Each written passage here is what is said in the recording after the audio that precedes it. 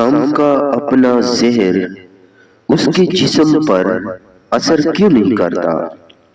इस सवाल का जवाब थोड़ा तफसील से देखते हैं। पहले तो सांप के जहर की केमिस्ट्री की बात करते हैं। सांप का जहर ज्यादातर प्रोटीन्स पर मुश्तमिल होता है, साथ ही कुछ और चीजें, और ये जहर सिर्फ तब नुकसान देता है जब इंसान या किसी जानवर के खून में शामिल हो जाए।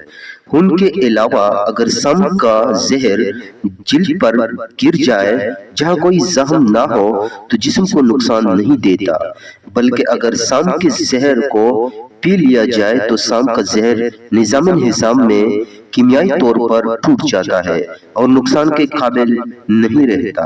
अलबत्ता ऐसा करना नहीं चाहिए क्योंकि मुंह या खाने की नाली में कोई जख्म हो सकता है जहां से जहर खून में शामिल हो सकता है। तो अब तक हमने ये बात की कि ये सांप का जहर जिस्म को नुकसान तब देता है जब खून में शामिल हो जाए, क्योंकि खून में शामिल होकर ये अंदरूनी अज़ा तक पहुंचता है।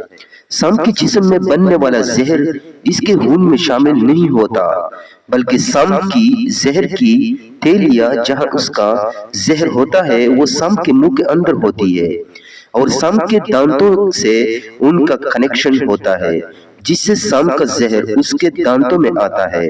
और जिन सांप अपने शिकार को डसता है तो दांतों से जहर उसके खून में शामिल कर देता है।